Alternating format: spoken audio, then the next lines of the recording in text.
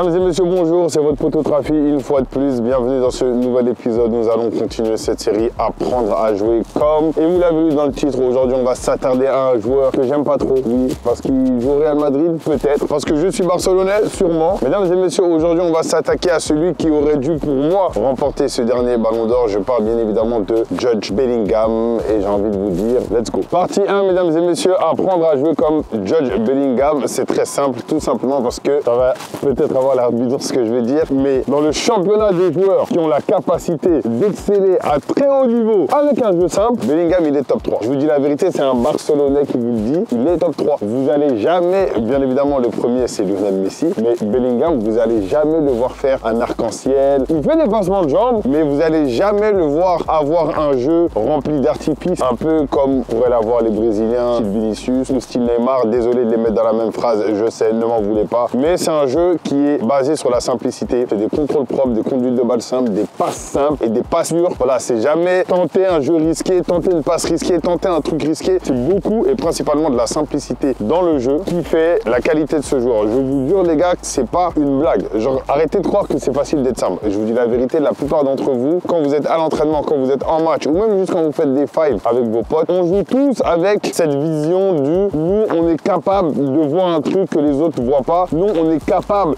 de trouver une passe que les autres n'ont pas vue. Nous, on est capable de trouver cette ligne transversale interligne que personne n'a vue parce que nous sommes des génies du football avec une vision exceptionnelle. Et quand on tente, bah, on a perdu la balle. Ah, la passe, elle a été ratée. Ah, elle n'est pas bonne. Et à chaque fois, c'est comme ça. Alors que dans la plupart des cas, même j'ai envie de dire dans 95% des cas, vous avez la solution la plus évidente à côté de vous. Mais en fait, vous ne prenez pas de plaisir à faire des passes évidentes quand vous jouez au foot. Donc, vous recherchez des passes complexes pour, entre guillemets, nourrir cette idée que vous êtes un joueur de foot avec une vision de jeu exceptionnelle. C'est un défaut. Sachez-le, c'est un défaut. D'ailleurs, il faudrait même que je screen cette partie et que je la mette sur TikTok parce que je vous jure que c'est une maladie des joueurs de football, surtout en amateur. C'est un défaut. Ce n'est pas une qualité. Enlevez-le de votre tête tout de suite. Vous irez nulle part avec ça. Numéro 2, mesdames et messieurs, comment s'approcher du style de jeu d'un mec comme Jude Bellingham? Je vais vous dire le secret. Je vais vous le dire. Numéro 2, mesdames et messieurs, Jude Bellingham. J'ai été très surpris en découvrant ce joueur, mais qu'est-ce qu'il est costaud, c'est véridique. Jude Bellingham, c'est un joueur gainé, c'est un joueur puissant, c'est un joueur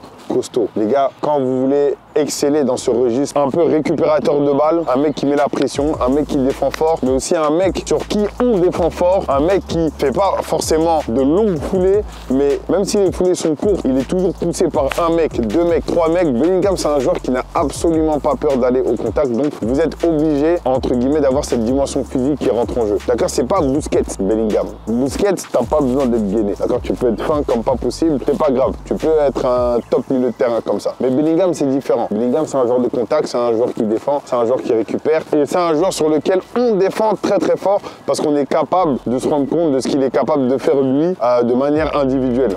Donc la dimension physique, elle est à prendre en compte les gars. Elle est forcément à prendre en compte. Il faut être un joueur gainé, il faut être un joueur costaud, il faut être un joueur puissant. Et si vous n'êtes pas un joueur costaud, il faut au moins être un joueur puissant et un joueur gainé. Parce que je sais qu'il y a la morphologie qui rentre beaucoup en compte. Il y en a, vous n'êtes pas destiné à être des gros gabarits. Il y en a, vous êtes destiné à être des skinny. Comme moi, je peux aller à la salle toute l'année. Il me faudra des efforts bien plus supplémentaires et bien plus grands que d'autres pour vraiment prendre du gap. D'accord, c'est pas la même chose pour tout le monde. Il y en a, ils font un mois à la salle, ils ont déjà pris plus que moi.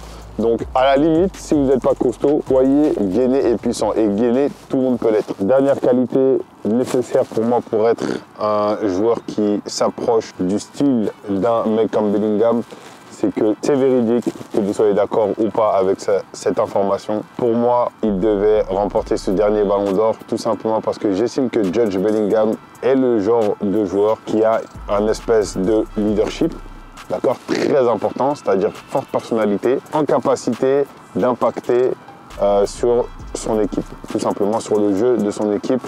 Pour moi, c'est le genre de mec qui, à lui tout seul, peut faire la différence. C'est le genre de joueur qui ne connaît pas la pression. La pression, vous ne devez pas la connaître, vous devez être un team player et avoir cette capacité, entre guillemets, de tirer l'équipe dans un sens et d'influencer limite à vous seul sur le cours du match. On l'a vu à l'Euro, 0-0, Angleterre, quart de finale, je ne sais plus exactement c'était contre qui, retournette acrobatique, qualification, demi-finale, après voilà, ils perdent en demi, mais à lui seul, jusqu'au bout, il y est allé, il y a cru, il n'a pas lâché les efforts et ça a payé. Et pour moi, il faut être capable d'avoir un très gros leadership, ne pas être sujet à la pression, vraiment c'est quelque chose que vous ne connaissez pas, et d'être capable de tirer l'équipe dans un sens. Si vous remplissez ces 3 conditions, vous en créez une nouvelle qui est celle d'être capable d'influencer à vous seul le cours d'un match. C'est la fin de cette vidéo, chers amis, j'espère qu'elle vous a plu. Apprendre à jouer comme Jude Bellingham, c'est être un joueur simple mais efficace, être un joueur puissant et gainé, c'est très important, et avoir cette capacité d'être un leader d'équipe, c'est-à-dire un joueur qui ne subit pas la pression et qui est capable à lui seul de changer le cours d'un match. J'espère que cette vidéo vous a plu. N'oubliez pas de me dire en commentaire le nom du prochain joueur que vous aimeriez qu'on fasse. Likez cette vidéo, abonnez-vous à cette chaîne du e-sport et j'ai envie de vous dire à la semaine prochaine. Ciao, ciao.